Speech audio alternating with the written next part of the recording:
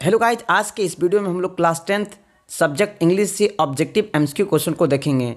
तो सबसे पहले जितने भी स्टूडेंट्स इस वीडियो को देख रहे हैं, इस वीडियो को लाइक कीजिए और अपने फ्रेंड्स के साथ शेयर कीजिए, क्योंकि हम लोग बहुत ही जल्दी एक एक चैप्टर करके एमसीक्यू क्वेश्चन को देखेंगे। तो फर्स्ट चैप्टर है हम लोग का ए लेटर टू गॉड, जिसको लिखा है जीएल फ्यूंटस ने। इस चैप्टर का राइटर है जीएल फ्यूंटस। तो चलिए वीडियो को शुरू करते हैं फर्स्ट चैप्टर से। सबसे पहले हम लोग स्टोरी को अच्छे से एक्सप्लेनेशन करेंगे, फिर एमसीक्यू क्वेश्चन को देखेंगे। First chapter a letter to God.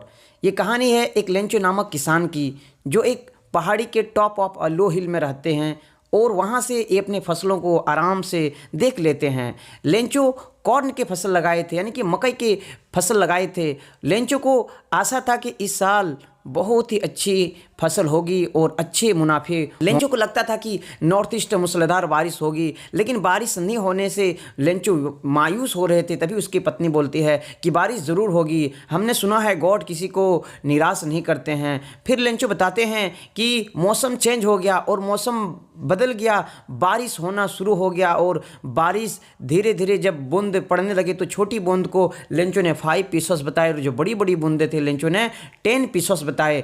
आगे बताते हैं लेंचो की मौसम इतनी बिगड़ गया कि ओलावृष्टि भी होने लगा और ओलावृष्टि होने से इसके सारी फसलें बर्बाद हो गया। लग रहा था कि कोई नमक का चादर बिछा दिया इसके खेत में। लग रहा था कि जो पेडी फील्ड है इसमें कोई नमक का चादर बिछाया है। लेंचो बहुत हैरान हो जाते हैं, इस चीज़ को देखकर बहुत परेशान हो जाते हैं और बताते हैं कि इस साल मेरी सारी फसल बर्बाद होगी, इस साल मेरी सारी फसल बर्बाद होगी, मेरे परिवार भूख से मारे जाएंगे। तभी उसकी पत्नी बोलती है, हमने सुना है कि जो गॉड है ना, किसी को भूखे मरने नहीं देता है। लेंचो एक ऑप्टिमिस्ट पर्सन थे। लेंचो खेत में बेलों की तरह मेहनत करने वाले थे और लेंचो बताते हैं, ये डिसाइड करते हैं, लेंचो का गॉड से बहुत लगाव था। तो लेंचो ने डिसाइड करते हैं हम एक पत्र लिखेंगे। इसके लिए ये पोस्ट ऑफिस जाते हैं और पोस्ट ऑफिस जाने के बाद वहाँ पर एक पेपर इंक लेने के बाद लेंचो लेटर लिखते हैं ए लेटर टू गॉड और उसमें 100 पैसे की डिमांड करते हैं गॉड से और इस लिफाफे को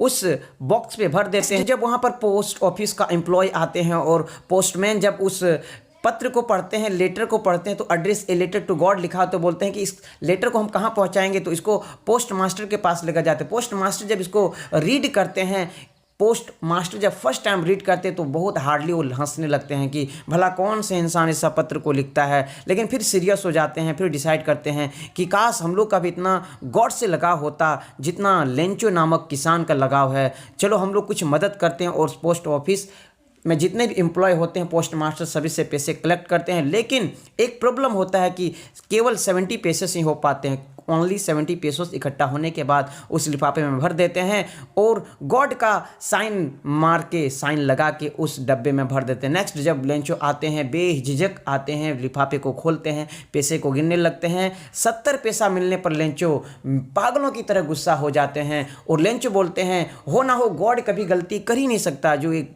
गलती किया है और ये जो कोई बदमाशी किया है वो है बंच ऑफ क्रूक्स, यानी कि ठगों का समूह है। ये जो हमारे पोस्ट ऑफिस का एम्प्लॉय है ना, ठगों का समूह है, बंच ऑफ क्रूक्स है। हालांकि यही लोग ने मदद की थी, लेंचो समझ नहीं पाते हैं। बट आगे लेंचो फिर क्या करते हैं कि एक कागज़ लेते हैं, पेपर इंक लेते हैं और सेकंड लेटर लेते हैं और इस बार बोलते हैं कि हे गॉड, मुझे डायरेक्ट आप मदद कीजिए। ये जो पोस्ट ऑफिस का एम्प्लॉय है ना, ये पैसे रख लेते हैं। लेंचो खेत में बेलों की तरह मेहनत करने वाले थे, फिर भी वो पढ़े लिखे थे। बेल की तरह मेहनत करने के बावजूद भी वो पढ़े लिखे थे। जो छोटे छोटे बच्चे थे वो खेल रहे थे और जो बड़े बड़े बच्चे थे वो काम कर रहे थे। हमारे लेंचो नामक किसान का स्टोरी। अब हम लोग ए लेटर टू गॉड से ऑब्जेक्टिव एमसीक्यू क्वेश्चन को देखते हैं। फर्स्ट क्वेश्चन है, what did Lencho hope for. Lencho को किस चीज़ की आशा थी? आपको नीचे कमेंट बॉक्स में बता देने का। Option number A, option number B, option number C, option number D आपके सामने दिया हुआ। Rain coins gold bread butter, rain coins gold bread butter. आप जल्दी से आंसर नीचे कमेंट बॉक्स में कमेंट कीजिए। अभी हम जस्ट पहले वीडियो जब एक्सप्लेनेशन किए हैं लेंचो का स्टोरी, तो बताएं लेंचो की आशा थी, बारिश की आशा थी। तो सही आंसर होगा ऑप्शन नंबर ए, रेन। रेन का अर्थ होता है बारिश। तो चलिए, जितने भी स्टूडेंट्स ने ऑप्शन नंबर 1 सिलेक्ट किए, बिल्कुल आप सही जवाब दिए हैं। क्वेश्चन नंबर 2 देखिए, where did Lencho live. Lencho कहाँ रहते थे? लेंचो एक पहाड़ी की शिखर पर रहा करते। तो इसका सही आंसर होगा on the crest of a low hill, at the bottom of the hill, in the cemented house in the cornfield. आपको नीचे कमेंट बॉक्स पे सही आंसर बताना, ऑप्शन आपके सामने है, 5 सेकंड का समय भी है। तो चलिए हम लोग चेक करते हैं कितने स्टूडेंट्स का आंसर बिल्कुल सही है। Option number A is the right answer, on the crest of a low hill. Crest का मतलब होता है शिखर, या फिर इसके जगह में दूसरा भी ऑप्शन दे सकता है, टॉप ऑफ अ लो हिल, तो उसमें क्लिक करने का, ओके, टिक करने का। आगे बढ़ते क्वेश्चन नंबर 3 की, why did Lencho need money. Lencho को पैसे की क्यों जरूरत थी। Option number A to soft his field again. Option number B to buy toys for his children, to buy his new clothes, to buy a new field.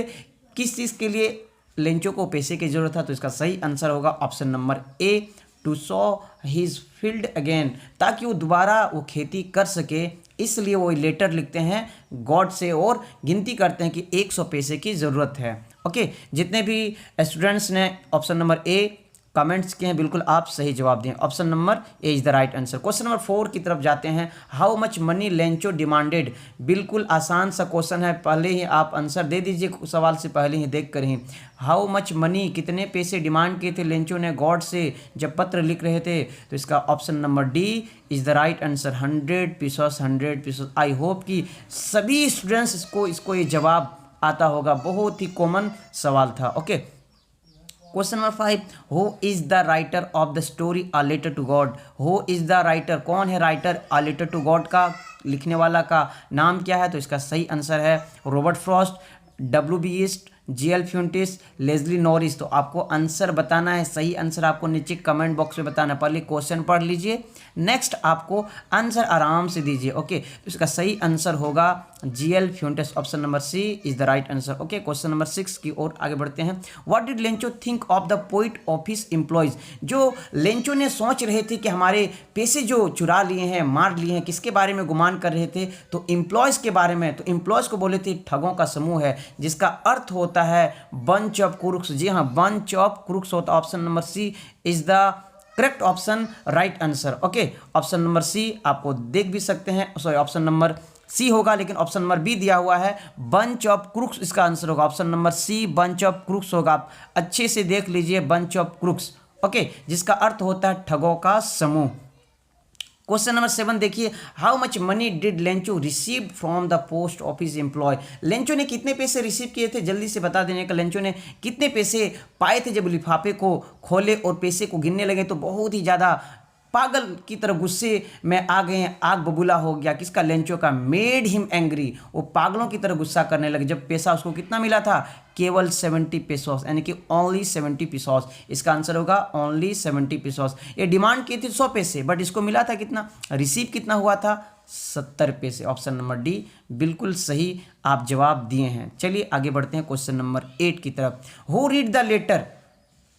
Question number 8, who read the letter send by Lencho. Lencho ने जो पत्र भेजे, Lencho ने जो पत्र लिखे, तो इसको किसने पढ़ा था, गॉड ने, पोस्ट मास्टर ने, हिज वाइफ ने, हिज फ्रेंड ने। तो इसका सही आंसर है the postmaster, the postmaster, option number B. जितने भी लड़कों और लड़कियों ने कमेंट्स किए, बिल्कुल आप सही जवाब दिए हैं। चलिए आगे बढ़ते हैं क्वेश्चन नंबर 9 देखिए।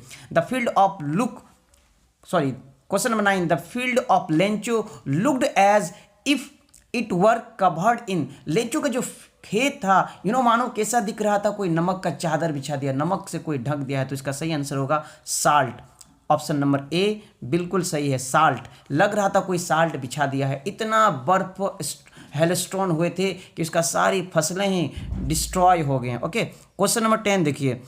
Where did Lencho expect downpour rain to come from. Lencho ने एक्सपेक्ट कर रहे थे कि जो बारिश होगी, मूसलाधार बारिश होगी, किस साइड से होगी, तो इसका सही आंसर नॉर्थ ईस्ट साइड से ये आशा कर रहे थे। तो चलिए अब नेक्स्ट चैप्टर की ओर आगे बढ़ते हैं। जो एक पोएम है, पोएम का नाम है डस्ट ऑफ स्नो। इसको लिखा है रॉबर्ट फ्रॉस्ट जी ने। रॉबर्ट फ्रॉस्ट एक रोमांटिक राइटर थे जो बहुत अच्छे पोएम लिखे हैं। तो डस्ट ऑफ स्नो में इसका थोड़ा एक्सप्लेनेशन करके आपको समझा देते हैं पोएम कि डस्ट का मतलब होता है धूल और स्नो का मतलब होता है बर्फ। तो डस्ट ऑफ स्नो बर्फ का धूल थे। तो इसी एक स्टोरी शुरू होती है। जो पोइट घर से निकलते हैं तो बहुत सैड, यानी कि बहुत ही सैड मूड होता है उसका जब घर से बाहर निकलते हैं। लेकिन जब ये आगे जाते हैं तो इसको दिखता है कि एक हेमलॉक ट्री दिखता है और हेमलॉक ट्री के ऊपर में एक बैठा है कौवा, यानी कि क्रो बैठा है। और जब पोइट आगे बढ़ते हैं तो बहुत सैड मूड होता है, यानी कि बहुत ही नेगेटिव फीलिंग होता है इसको। जब पोइट आगे जाते हैं हेमलॉक ट्री को देखते हैं तो और इसका नेगेटिविटी बढ़ जाते हैं। अब आगे बताते हैं जो क्रो और हेमलॉक ट्री क्या सिम्बलाइज करते हैं, क्या दर्शाते हैं, ये हमारे सोरो यानी कि दुख को दर्शाते हैं। एक क्योंकि हेमलॉक ट्री एक पॉइजनस ट्री है, पॉइजनस प्लांट है। Hemlock tree is a poisonous plants.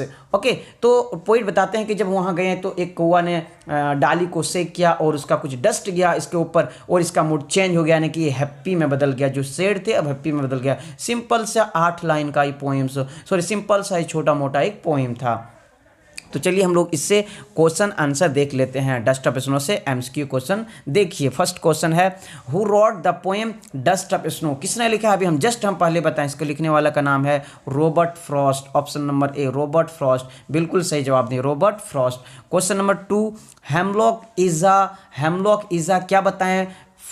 Flower बताएं या फिर अपॉइजनस प्लांट्स बताएं? हम अभी पहले बताएं तो इसका सही आंसर होगा ऑप्शन नंबर डी अपॉइजनस प्लांट। एक जहरीले पेड़ है, एक जहरीले पौधे हैं। ओके, क्वेश्चन नंबर आगे बढ़ते 13 की तरफ। What was the mood off the poet in the beginning of the poem? जब पोइट घर से निकल रहे थे बाहर, इनके शुरुआती में उसका हैप्पी मूड था, एंग्री मूड था, सैड मूड था। तो बिल्कुल हम सही अभी पहले बताएं कि उसका मूड बिल्कुल उदास थे, यानी कि सैड मूड था। Option number C is the right answer. Question number 14 की ओर आगे बढ़ते हैं। What did the crow shake on the poet?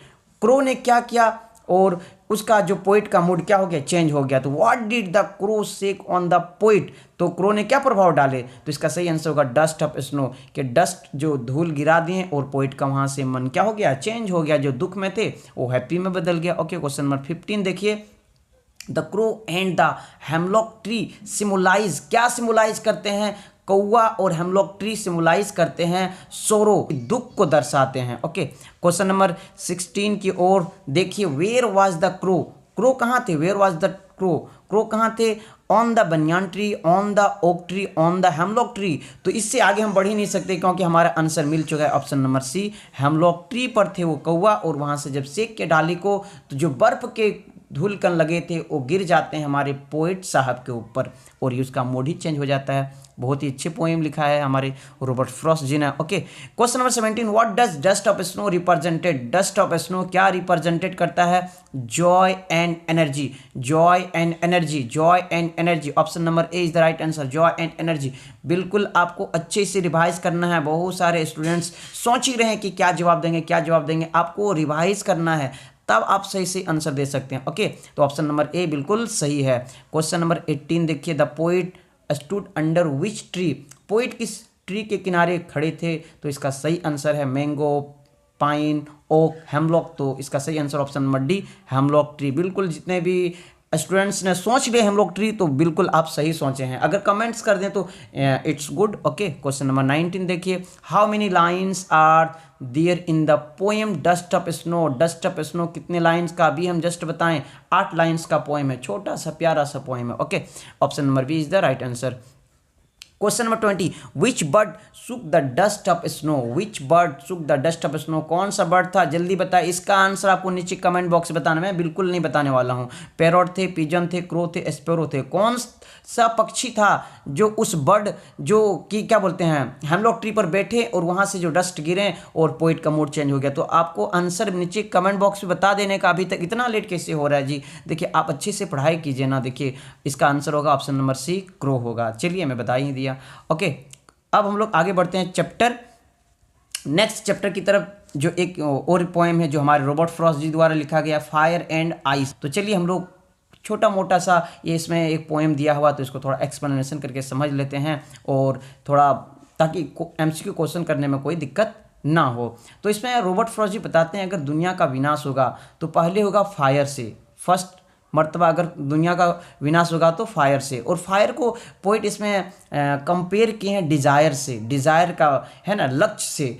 और आइस को कंपेयर किया हेट्रेट से, नफरत से। तो ये दो चीज़ों को पोइट पकड़ते हैं फायर एंड आइस और बताते हैं अगर अंदर किसी का डिज़ायर है और वो नहीं पा पाते हैं तो अपने आप को मार लेगा। और आइस का अर्थ होता है हेट्रेड, जब वो उस चीज़ को नहीं पा पाते तो उसके अंदर एक नफरत सी, दूसरों से जलन, जेलसी जो होते हैं ना, वो पैदा हो जाएगा, तो वो भी अपने आप को मार लेगा। सिंपल सा छोटा सा पोएम था। तो चलिए हम लोग क्वेश्चन को देखते हैं। फर्स्ट क्वेश्चन है, who wrote the poem fire and ice. Who wrote the poem fire and ice, किसने लिखा है?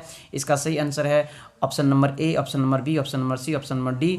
आपका समय मिला है 5 सेकंड का, तो सही आंसर दे दीजिए। Option number A is the right answer, Robert Frost ने, क्योंकि हम अभी बताए हैं, अभी जस्ट पहले बताए हैं। Okay, question number 22, What does the word fire symbolize in the poem? Fire क्या सिम्बोलाइज करता है? फायर को पोइट ने किससे कंपेयर किए हैं? डिजायर से, डिजायर से। ऑप्शन नंबर ए बिल्कुल सही है। Question number 23, What does ice stand for in the poem? Ice, ice को किससे कंपेयर किया पोइट ने? तो हेट्रेड से, यानी कि नफरत से, नफरत से। ऑप्शन नंबर बी बिल्कुल सही है। Question number 24, What would suffice if the world were to perish tweak, यानी कि दुनिया का अगर विनाश होगा 2 बार, 2 मर्तबा होगा, तो किस किस से होगा? फर्स्ट मर्तबा आइस से, सेकंड मर्तबा फायर से। तो इसका सही आंसर होगा both A and B. Option number D is the right answer. Option number D, option number D, option number D. तो चलिए आगे बढ़ते 25 की तरफ। What is the meaning of perish in the poem? Perish का मतलब होता है डाई, डाई। इसका अर्थ तो क्या होता है? Die. Option number C is the right answer. I hope कि ये वीडियो आपको पसंद आई होगी, तो इस वीडियो को लाइक कीजिए और शेयर कीजिए, और आप अच्छे से चीज़ों को रिवाइज़ कीजिए, जितने भी पढ़े हैं हर सब्जेक्ट से अच्छे से रिवाइज़ कीजिए। और जब हम टेस्ट लेंगे तो टू बी ऑनेस्ट होकर के टेस्ट दीजिए और देखिए कि कितने सवाल का जवाब दे पाते हैं और कौन कौन से सवाल पे थोड़ा और भी प्रैक्टिस करने का, और भी मेहनत करने का। इसी प्रकार हम लोग सब्जेक्टिव भी बहुत जल्दी लेकर आने वाले हैं। तो चलिए मिलते हैं किसी नई वीडियो में नए सब्जेक्ट के साथ। तब तक के लिए पढ़िए और आगे बढ़ते रहिए।